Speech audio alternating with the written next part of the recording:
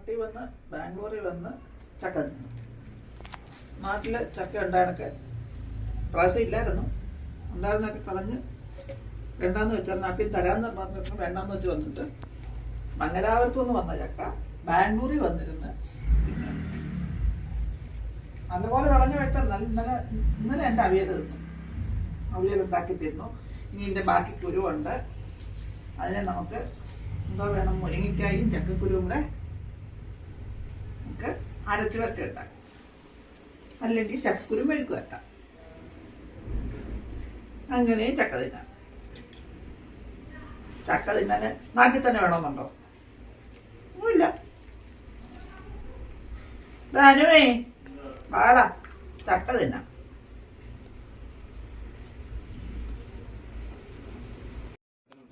നിനക്ക് വേണ്ട ചക്ക? കഴിക്കണം.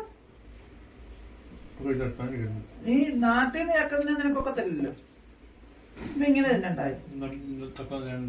നീ എന്തൊക്കെ സമയത്തോടെ കാണത്തില്ല, നീ നാട്ടിൽ നിന്ന് ചക്ക തിന്നെ. ഇവിടെ നല്ല കിടത്തുള്ളൂ. അവിയൽ വെച്ചും കഴിച്ചില്ലയോ? നീ ചക്കക്കുരു ഉണ്ടാക്കി തരാം. ഒന്നുമില്ലയോ?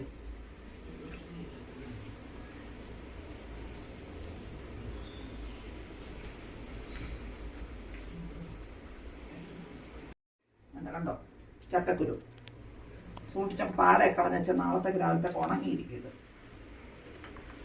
അപ്പൊ നമുക്കതെടുത്ത് മെഴുക്ക് വരട്ടാം.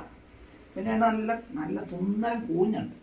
ഇതും ഈ ചക്കക്കുരു കൊണ്ട് തോരൻ വെക്കാം, ഇറച്ചി തോരൻ വെക്കാനായിട്ട് വെക്കാമെങ്കിൽ 2 ഉള്ളിയൊക്കെ ഇങ്ങോട്ടൊക്കെ തോരൻ വെക്കാനുണ്ടല്ലോ, എന്താ ടേസ്റ്റ് എന്നറിയാവോ? നമുക്ക് പോകുന്നതിനും പൊക്കുന്നൊക്കെ ഉണ്ടാക്കാം. പിന്നെ ചക്കക്കുരു ഇടക്ക് നമുക്ക് നാട്ടിൽ കൊണ്ടുപോയാലോ?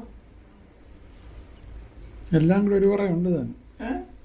എല്ലാം കൂടെ ഉള്ളത് ഇപ്പൊ നമുക്ക് നാട്ടിൽ ഇപ്രാവശ്യം നമ്മൾ ചക്ക തിന്നില്ലല്ലോ.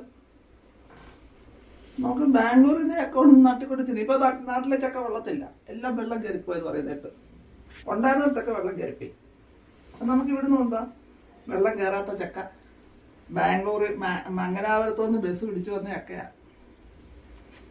കൂട്ടാ. എന്തെങ്കിലും അതേണ്ട നമ്മുടെ കൂഞ്ഞും കുരുവും കൂടെ ഒരു ദിവസത്തെ തോരൻ വെക്കാം.